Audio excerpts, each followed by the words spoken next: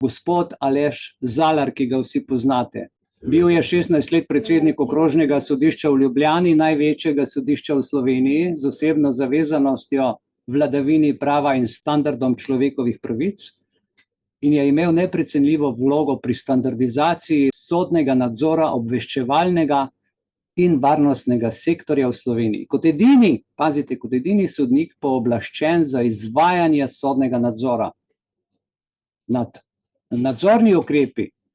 To je Zalar razlagal obstoječe zakone takrat, ki vzpostavljajo nove pravne standarde za, zakaj? Za odobritev in pregled sodnih nalogov, s čimer je ustvaril sodno prakso kot mlad sodnik, ki spodbuja visoko stopnjo odgovornosti pri delu obveščevalnih in varnostnih agencij. V času njegovega mandata si je okrožno sodišče v Ljubljani prislužilo posebno priznanje Sveta Evrope in Evropske komisije. Leta 2003 je bil član skupine pravnih strokovnjakov, ki so pripravili slovenski zakon o standardizaciji parlamentarnega nadzora nad obveščevalnimi in varnostnimi agencijami. Poleg slovenskega sistema je svoje izkušnje delil s kolegi po vsej Evropi in s 14 evropskimi vladami, katerim je svetoval pri temah, ki segajo od neodvisnosti in učinkovitosti sodstva, boja proti korupciji in alternativnega reševanja sporov. Trenutno je predsednik Evropskega centra za reševanje sporov in kot višji pravosodni svetovalec in dejavno podpira program DCAF za pravosodje in varnost. Stališča in mnenja izražena v tem prispevku, ki ga bom zdajle povedal, so izključno njegova, avtorjeva, in ne odražajo, tako kot je zapisal, nujno uradne politike ali stališča DCAF oziroma vlade Slovenije. Torej gremo k njegovi osebni izkušnji, k njegovim osebnim spoznanjem in njegovi osebni praksi edinega slovenskega sodnika pri pooblaščanju tajnega nadzora državnih agencij. Bil je 16 let predsednik okrožnega sodišča, kot smo rekli, največjega sodišča v Sloveniji.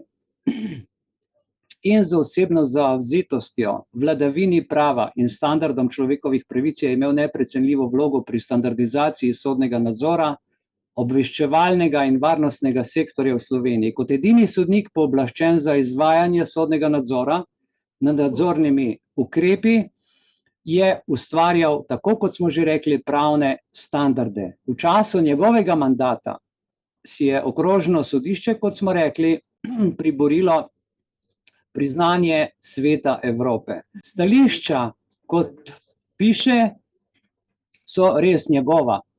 In zdaj čisto na kratko o njegovi zgodovini, malo od leta 1978, ko je Evropsko sodišče za človekove pravice odločilo v prelomni zadevi Klas in drugi proti Nemčiji, je uveljavljen pravni standard, da mora biti tajni nadzor predmet učinkovitega nadzora, ki ga po možnosti zagotavlja sodna veja.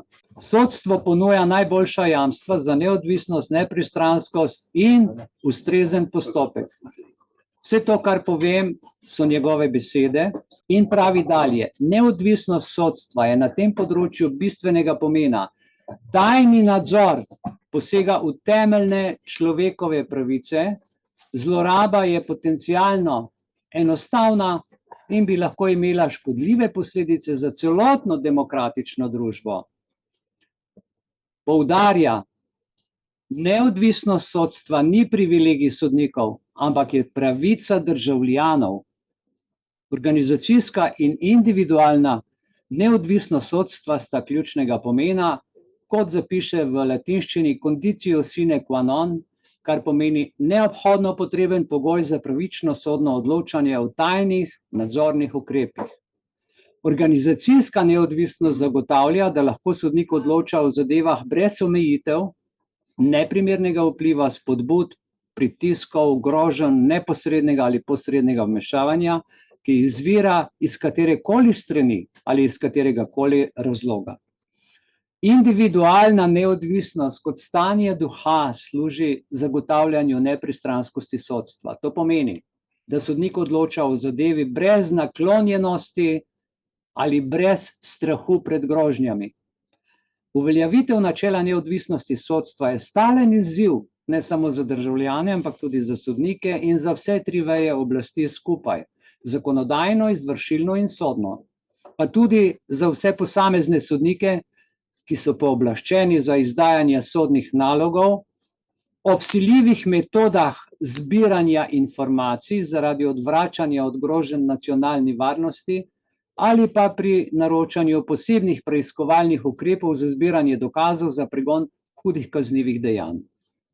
Sodišča in sodniki so v težkem položaju pri izvajanju sodne predhodne odobritve, recimo pri pridobivanju za SIM kartice. Vsakodnevni boj je nepristransko, delovati namreč v okolju, ki ga opredeljujejo nasprotujoča si dejstva, različne interpretacije zakonov in široka diskrecijska pooblastila. To pomeni, da si sodniki lahko tudi sami razlagajo zakon in glede na situacijo presodijo stvari preko ali mimo zakona. To je diskrecijsko pooblastilo.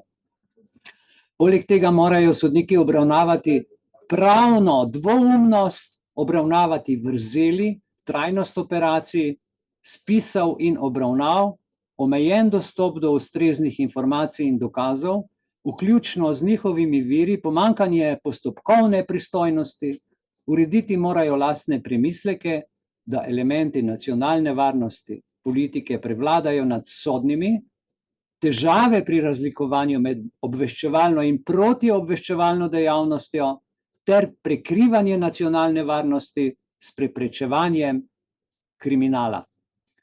In pravi takole: če se ozrem nazaj na svojo poklicno zgodovino, v zvezi s tem ugotovim, da obstaja več razlogov, zakaj je bil moj sodni položaj nekako edinstven in pomemben za razvoj veljavnih načel in standardov.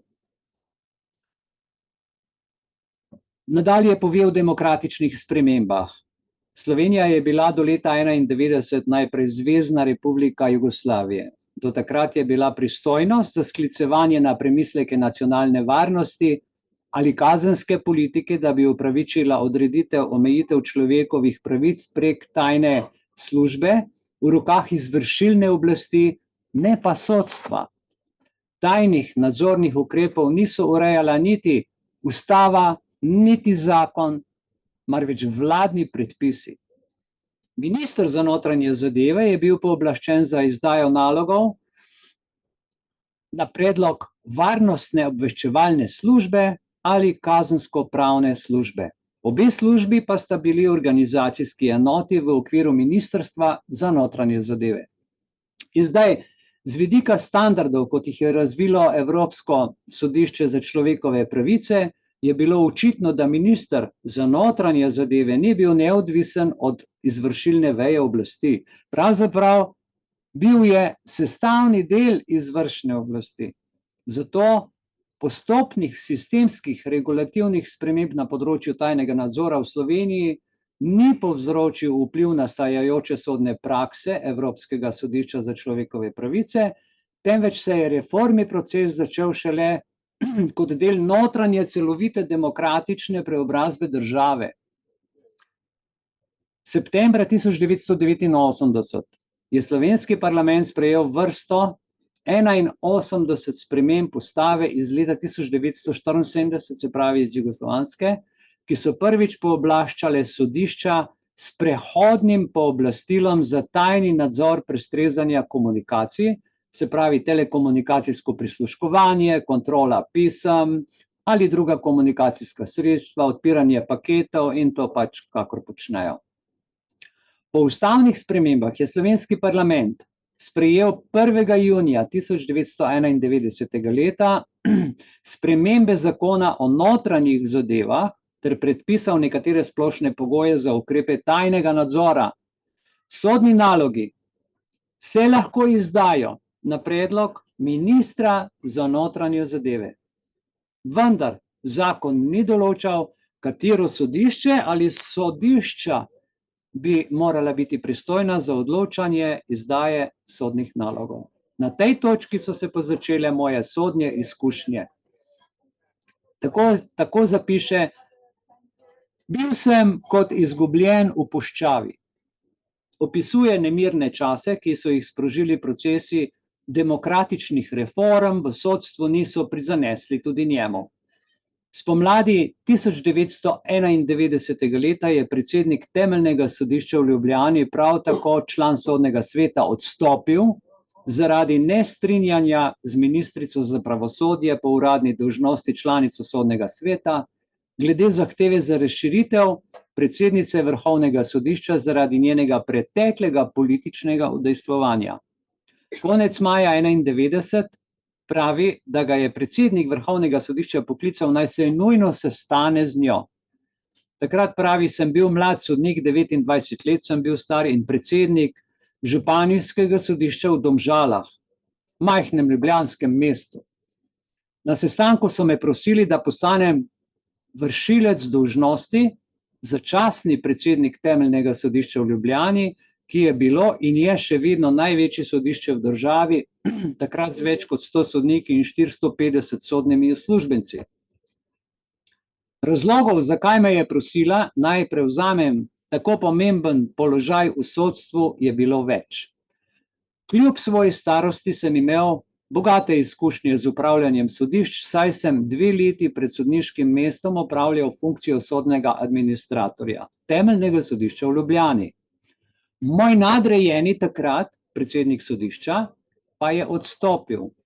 Zato se je štelo, da sem dobro seznanjen s splošnim položajem in izzivi sodišča. Poleg tega sem kot predsednik sodišča uspešno vodil županijsko sodišče v Domžalah. Prejšnji režim in politični krogi oblasti pa me niso omadeževali. Mnogi sodniki so bili takrat člani komunistične partije, jaz pa se nisem hotel pridružiti. Višji sodniki v predvojnem političnem kontekstu niso hoteli prevzeti takšne odgovornosti. Ko me je predsednica Vrhovnega sodišča prepričala, naj sprejmem njen predlog, me je obvestila, da bom tudi jaz edini sodnik v državi z izključno pristojnostjo za zadeve v zvezi s tajnimi nadzornimi ukrepi. Vrhovno sodišče se je balo, da bi obravnavanje tako občutljivih zadev škodilo njegovemu ugledu. Minister za pravosodje je izdal tajni sklep v pisni obliki, s katerim je določil pristojnost osredotočeno zgolj na enega sodnika, predsednika Temeljnega sodišča v Ljubljani, z namenom zagotavljanja specializacije in zmanjševanja tveganja za nacionalno varnost. Ti bi bil višji, imel širši krog sodnikov dostop do tajnih podatkov. Tako sem 1. junija 1991 postal vršilec dolžnosti predsednika Temeljnega sodišča v Ljubljani. Istega dne, prvič v zgodovini slovenskega sodstva, sem začel izvrševati sodno pristojnost za tajne nadzorne ukrepe prestrezanja in evidentiranja komunikacij z namenom preprečevanja groženj nacionalni varnosti ter za namen vseh kazenskih postopkov na slovenskih sodiščih. Ker v teh zadevah ni bilo nobene predhodne domače sodne prakse, sem se oprl le na standarde določene sodbami Evropskega sodišča za človekove pravice. Poleg tega še ni bilo na voljo in dostopne domače elektronske zbirke podatkov o prevedenih sodbah še ni bilo.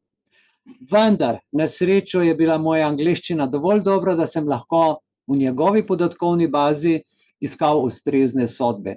Kljub temu sem se na začetku počutil kot človek izgubljen v puščavi. Zaradi najvišje stopnje tajnosti ni bilo možnosti za posvetovanje s kolegi sodniki, da bi razpravljali o odprtih pravnih vprašanjih, kar je ustaljena praksa v drugih sodnih zadevah. Dejstvo, da sem bil edini sodnik v državi, ki je pooblaščen za izdajanje sodnih nalogov o tajnem nadzoru komunikacij, je avtomatično povzročilo tveganje, da se takšna vloga obravnava kot incestuozna.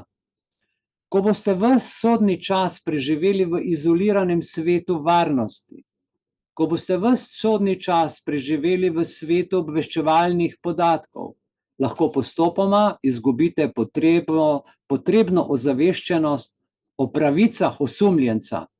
In tega tveganja sem se zelo zavedal. Prišla je vojna. Manj kot mesec dni po nastopu funkcije vršilca dolžnosti predsednika Temeljnega sodišča v Ljubljani se je začela 10-dnevna slovenska osamosvojitvena vojna, ki je sledila razglasitev samostojnosti Slovenije od Jugoslavije. Vojna se je začela 27. junija 1991. leta. Nacionalna varnost novorojene države je bila pod resnimi vojaškimi grožnjami, pa vendar na to neposredno grožnjo ozemeljske celovitosti nisem gledal kot na karto blanše, kot gumijasto žigosanje, rutinsko pooblaščanje sodnih nalogov proti ciljnim posameznikom, večinoma takrat seveda poveljnikom JLA v Sloveniji. Kljub znatnemu povečanju števila prošenj med vojno za neodvisnost in nekaj časa po njej, po sodnih nalogih, sem se držal Emersonovih načel sodnega preizkusa nacionalne varnosti, med drugim domneve v korist individualnih pravic. Nadalje, dokaznega bremena na prosilcu. Dokazati je treba neposredno, takojšnjo, resno in posebno škodo za nacionalno varnost. Omejitev, ki jo je zahteval minister, je morala biti omejena na najožjo možno omejitev, potrebno za dosego cilja, in na trditve o škodi nacionalni varnosti sem gledal z zdravim skepticizmom. Menil sem, da tudi vojni čas ne bi smel biti izgovor za žrtvovanje pravne države, za žrtvovanje človekovih pravic in demokracije na podlagi njihove obrambe in drugih izgovorov. Vse, za kar smo se borili, bi bilo izgubljeno. Kljub nujnosti nacionalne varnosti slovenska zakonodaja ni predvidevala možnosti tako imenovanega telefonskega pravosodja z ustno odobritvijo ustno predlaganega naloga za tajni nadzor. Sodniki v nekaterih jurisdikcijah, na primer Avstriji, kjer je tako nujno ustno dovoljenje, dovoljeno na ustni predlog tožilca, so izpostavljeni določenemu tveganju. Ko izdajo ustni nalog, morajo braniti svojo odločitev, tudi če naknadna pisna vloga za sodni nalog dejansko ne zagotavlja dovolj razumne podlage, da bi upravičili nevarnost za nacionalno varnost. Menim, da je čas vojne za neodvisnost najtežji čas v moji celotni pravosodni karieri. Dežurni sodnik sem bil 24 ur na dan. Varnostne obveščevalne službe so mi zagotovile oborožene varnostne agente, ki so me vsako noč spremljali in prevažali s sodišča do mojega doma in zjutraj nazaj v pisarno, da bi zagotovili mojo fizično varnost in zaščito med vojno. Če bi predsednik predsedstva Slovenije razglasil izredno stanje, je bilo predvideno, da bom imenovan za predsednika izrednega vojaškega sodišča s sedežem na tajni lokaciji. Na srečo se to ni zgodilo. Mislim, da so lekcije, pridobljene v teh izjemnih okoliščinah, pozitivno vplivale na mojo usposobljenost in okrepile mojo osebno sodniško neodvisnost. Sedaj bo pa opisal afero s telefonskim prisluškovanjem v Sloveniji. Nacionalna varnost je lahko vir napetosti med vladajočo stranko in strankami in politično opozicijo ali med političnimi akterji in osebjem varnostnih ali obveščevalnih agencij. To, kar se zdaj dogaja pred volitvami v Sloveniji. Švica, Švedska, Avstrija in druge države sveta Evrope so že doživele primerne zlorabe prestreženih komunikacij za neprimerne namene in Slovenija tukaj ni izjema. Bolj kot karkoli drugega mi je pomagal odkriti poskus varnostno-obveščevalne službe, da me zavede s prošnjo na sodni nalog za prestrezanje komunikacij, ki jo je podpisal direktor te agencije. Morate vedeti, da je policija agencija. V standardni Razlogi razlogov, zakaj bi morala ciljna oseba ogrožati nacionalno varnost, ni bilo ničesar, kar bi vzbudilo moj sum, razen dejstva, da je bil naslov osebe in naslov pisarne na ulici nasproti sodišča, kjer sem sedel.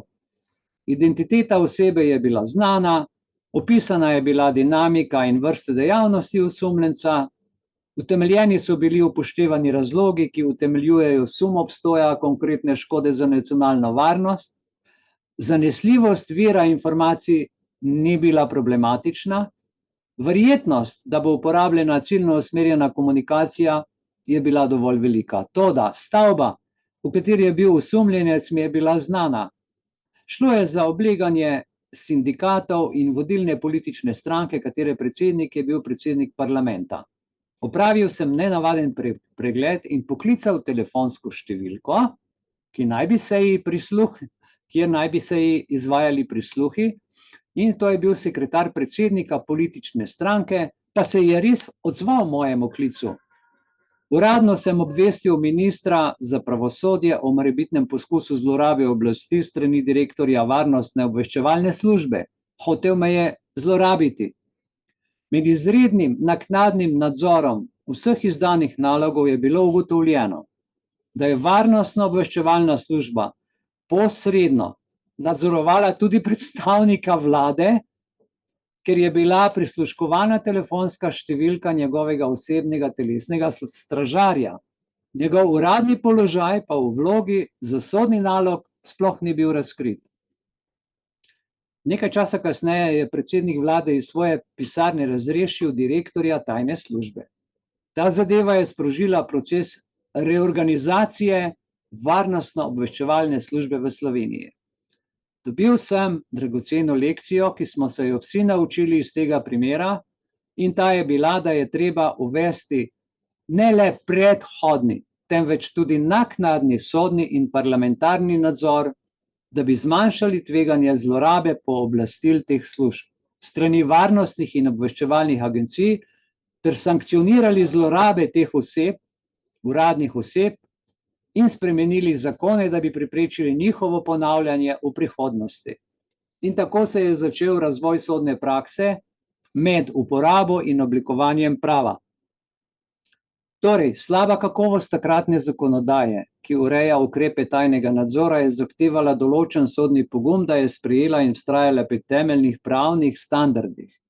Ti standardi niso bili predpisani z domačim zakonom, temveč so bili razviti sodno razlago splošnih ustavnih načel pravne države ter prevlade in neposredne uporabe ratificiranih mednarodnih konvencij, zlasti Konvencije Evrope o človekovih pravicah. Zato sem se v številnih sodnih odločbah o zahtevah za izdajo sodnih nalogov skliceval neposredno na upoštevane sodbe iz takratnega časa iz Evropskega sodišča za človekove pravice. Največji problem, ki sem ga doživel pri teh osebah, ki so zahtevali sodni nalog, so bile omejitve trajanja naloga. Iz sodne prakse Evropskega sodišča za človekove pravice ni bilo mogoče izpeljati zanesljivih zaključkov glede ustreznosti najdaljšega trajanja sodnega naloga v zadevah nacionalne varnosti. Zakaj? Zato, ker ima vsaka država pri reševanju tega vprašanja široko diskrecijsko pravico. Slovenski zakon o notranjih zadevah ni določal najdaljšega trajanja tajnih nadzorov, ukrepov, sodnih nalogov. Edina predpisana omejitev je bila, da mora biti ukrep začasen. Tako sem vzpostavil sodno prakso izdajanja sodnih nalogov, ki so trajali največ 3 mesece. To je bilo mišljeno kot zaščita pred prekomerno uporabo dolgotrajnih, nenadzorovanih, tajnih nadzornih ukrepov. Sledi pregled izvajanja sodnega naloga in njegovih rezultatov po 3 mesecih. Ker so bile prošnje za podaljšanje tajnih nadzornih ukrepov pogoste, neredke, sem v sodne naloge sistematično vključeval dolžnost vlagatelja, namreč da sodišču predloži pisno poročilo o izvajanju naloga z rokom za predložitev tega poročila. Posebno občutljivo vprašanje v zadevah v zvezi z nacionalno varnostjo je bilo moje vztrajanje, da mora biti vsaki prošnji za podaljšanje, kadarkoli je to primerno, priložen začasen dostop do posnetkov ali prepis prestreženih sporočil za mojo presojo kot pooblaščeni sodnik.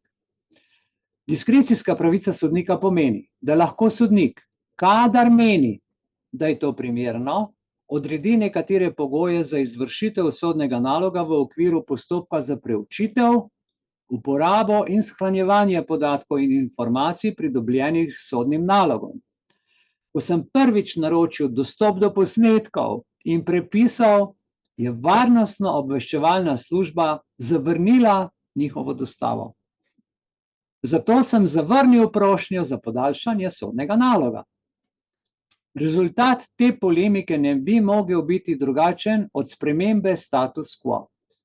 Varnostno-obveščevalna služba je sprejela mojo prošnjo, mi posredovala posnetke prestreženih komunikacij in ta na novo vzpostavljen pravni standard je bil uveden v vseh nadaljnjih primerih.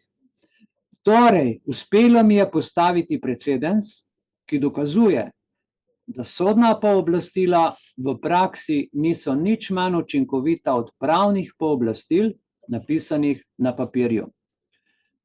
Pazite na pomembnost dejanskih informacij, opozarja gospod Zalar. Winston Churchill je v mnogih varnostnih in obveščevalnih agencijah pojasnil njihovo delo takole.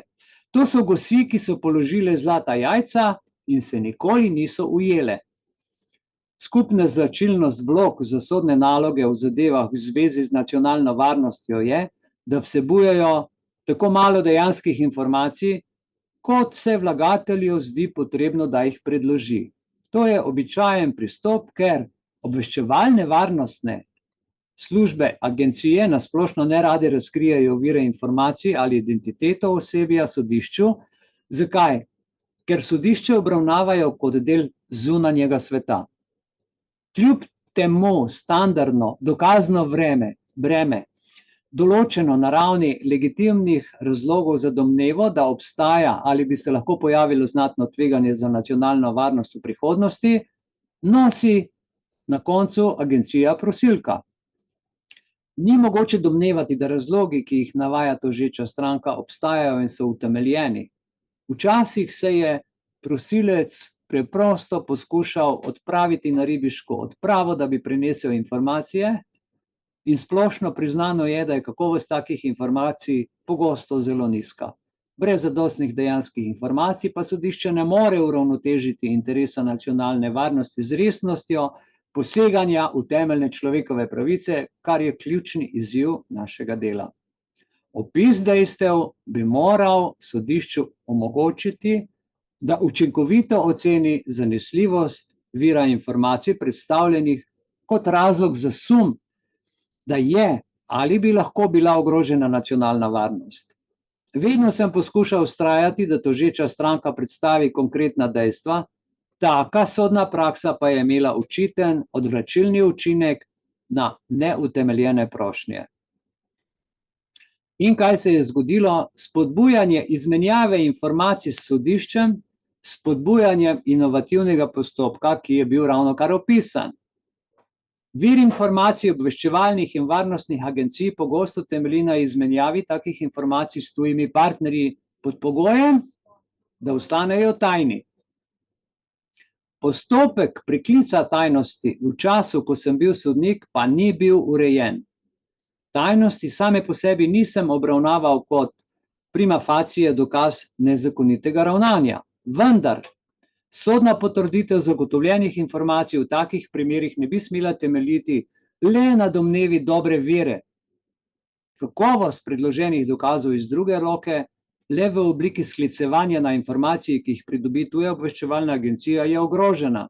Zato sem se odločil, da bom brez jasne zakonske podlage sam uvedel inšpekcijski pregled za zaprtimi vrati.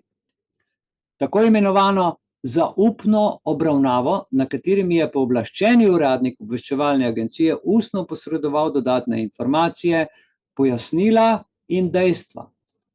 Ta postopkovni dogodek se je izkazal za zelo koristnega, tako za tožečo stranko kot za mene kot sodnika. Med pregledom brez navzočnosti javnosti sem lahko videl tudi nekaj zaupnih dokumentov, ki jih je predstavil uradnik obveščevalne agencije.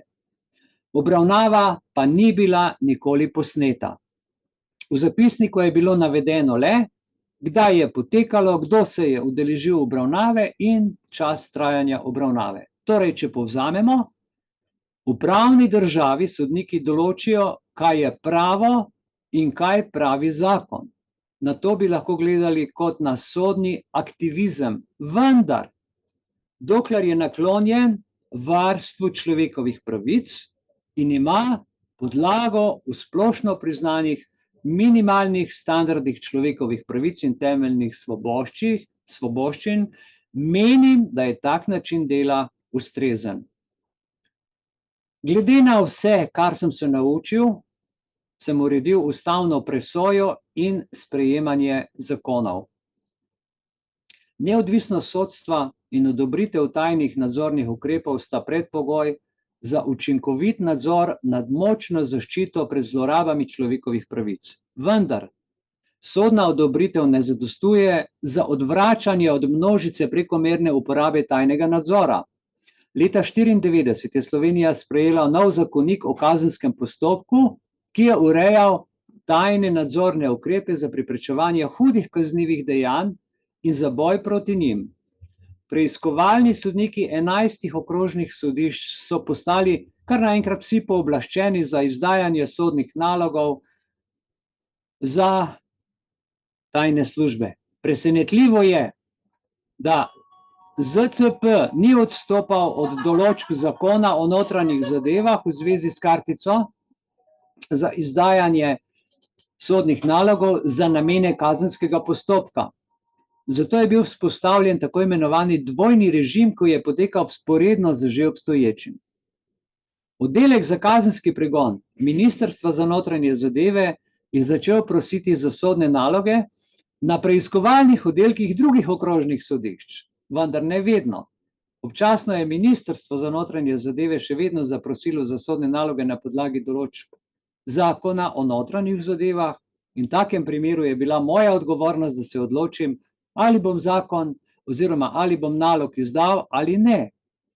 Ko sem to manipulativno prakso odkril v nerešenih zadevah, sem se z zahtevo po pisnem zagotovilu, da vloga za nalog ni bila predhodna že kje drugje vložena nobenemu preiskovalnemu sodniku, odloči, da prekinem postopek in vložim zadevo za ustavno presojo ustreznih določb zakona o notranjih zadevah. Da preprečim tako. Zakon o parlamentarnem nadzoru obveščevalnih in varnostnih službah pa je bil vložen leta 2003.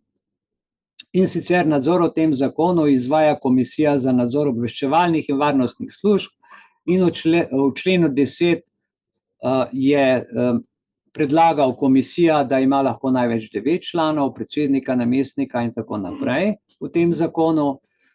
In seveda komisija ne sme sprejemati odločitev na dopisnih sestankih. In potem še člen 19, poročilo o uporabi nadzorovanih ukrepov, da mora vsake 4 mesece in po potrebni dodatno tudi nadzorovati obveščevalna služba, kar poroča komisiji o uporabi nadzornih ukrepov. In hvala Bogu, ta zakon je šel skozi. Upoštevali pa so, da mora biti vedno natančno število primerov, v katerih so bili odrejeni ukrepi sodnega naloga, število oseb, zoper katere so bili odrejeni ukrepi, število oseb, proti katerim so bili uvedeni ukrepi, število zavrnjenih predlogov za odreditev teh ukrepov, pravne podlage za odreditev sodnih nalogov v posameznih primerih, število in vrsto komunikacijskih sredstev, ki so se uporabljali za nadzor v posameznih primerih, rok, za katerega so bili posamezni ukrepi odrejeni, in pa podatke o ugotovljenih nepravilnostih pri uporabi ukrepov v posameznih primerih. Prijavitelji so kmalu začeli izkoriščati zgoraj opisane možnosti in druge poti za pridobitev sodnega naloga.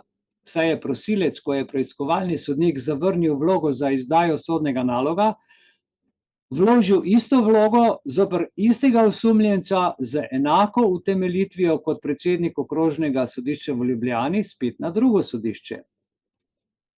Težava te neprimerne prakse je bila in še vedno je, da mora biti tajna vsaka zadeva, ki se je nanašala na izdajo sodnega naloga za namene kazenskega postopka. Poleg tega so obstajali različni sistemi registracije teh zadev v sodnih dokih. Zato nisem bil nikoli seznanjen z zadevami, o katerih pa so že odločali drugi preiskovalni sodniki. Taka praksa je bila dejansko poseben način nakupovanja sodnikov in je pomenila zlorabo sistema znotraj sistema pravnih sredstev strani uradnih organov v škodo posameznikov in državljanov. Vsak tak zakon bi moral zagotavljati jamstva pred zlorabami ter jasno in natančno predpisati trajanje ukrepov, razloge za odreditev ter naravo, obseg in način omejevanja človekovih pravic in svoboščin nad vsemi. Ustavno sodišče je izpodbijane določbe zakona razveljavilo in odredilo, da začne njegova odločba učinkovati v 6 mesecih od dneva objave. Kaj se je zgodilo? Zgodila se je politična nevihta, ki je sledila odločitvi Ustavnega sodišča in je privedla do nepravočasne izvršitve tega zakona. Ker bi lahko razveljavljene pravne odločbe povzročile pravno praznino v 6 mesecih, to je vrzel, ki bi lahko privedla do tega, da ne bi bilo nobene zakonske podlage za sodne naloge, v zadevah nacionalne varnosti, ki je še kako pomembna, sem se ponovno obrnil na Ustavno sodišče in ko predsednik okrožnega sodišča predlagal podaljšanje roka za izvršitev odločbe Ustavnega sodišča, katerih cilj je preprečiti, da bi bila nacionalna varnost ogrožena. Ustavno sodišče je rok podaljšalo za dodatnih 6 mesecev, pred iztekom tega roka pa je parlament sprejel nov zakon o Slovenski varnostno-obveščevalni agenciji. Komisija lahko zahteva tudi podrobno poročilo o posebnih nadzorovanih ukrepih. Menim, da je ta prispevek k tajnemu regulativnemu okviru za nadzor izjemen dosežek. Menim, da je parlamentarni nadzor nad varnostnimi in obveščevalnimi službami ključnega pomena in celo enako pomemben, ko gre za sodno odrejene ukrepe tajnega nadzora. Med sodno in parlamentarno oblastjo obstaja jasna pravna razlika, tako da parlament ne more preučiti, ali je bila sodna odločba pravilna ali ne. Zaupni status sodnih odločb ter ozka pristojnost sodišč in sodnikov zahtevata pravzaprav dodatna jamstva, da se prepreči množična prekomerna uporaba tajnih nadzornih ukrepov in upre skušnjavam, da bi izdajali sodne naloge, ki bi temeljili predvsem na domnevi dobre vere. Okoliščine, kot so vojna in osamosvojitev ali slovenska pogajanja za vstop v Evropo in NATO, so včasih sprožile dvomljive prošnje za sodni nalog o ukrepih tajnega nadzora nekaterih posameznikov. Za zavrnitev vlog za take naloge je bil potreben močan sodni pogum, kajti pritiski so bili veliki, in ta pogum je moral biti podprt z načeloma neodvisnosti sodstva in pravne države. Breme odgovornosti je bilo takrat zelo veliko in v takih primerih je dobro, da posamezni sodniki vedo, da niso edina oseba, ki sodeluje pri izvajanju pooblastil za nadzor in ravnotežje. Zadeva tudi naknadni parlamentarni nadzor. Naj zaključim. Glavna prednost sodnega nadzora, varnosti in obveščevalnih agencij je, da je javnost lahko prepričana, da se bosta uporabljala črka in duh zakona, kot jo razlaga sodišče. Vendar pa izziv za sodno odločanje ostane sama narava varnostnega nadzora. Neločljivo povezano je, da se nadzor običajno izvaja v zelo zgodnji fazi preiskave in je raziskovalne narave. Sumi bodo ob vložitvi vloge za sodni nalog pogosto na začetku zelo ohlapni. Da bi pa sodnik lahko opravljal funkcijo pooblaščenega sodnika za nadzor varnosti in obveščevalnih podatkov, seveda mu je treba dati čas, da razvije svoje izkušnje in strokovno znanje v zvezi z naravo in vrsto informacij ali dokazov, ki jih je mogoče in treba pridobiti s tajno operacijo nadzora. Zato izobraževanje v pravosodju zadeva izredno pomembno in ključno vlogo, seveda pa največ se naučimo skozi delo. Moj sodni čas razsojanja v zadevah tajnega nadzora je bil zelo dolg. V tej funkciji sem služil 16 let. Danes imam privilegij, da lahko svoje izkušnje delim s sodniki po vsem svetu. Moj običajni nasvet jim je preprost: ostanite neodvisni, ostanite pogumni.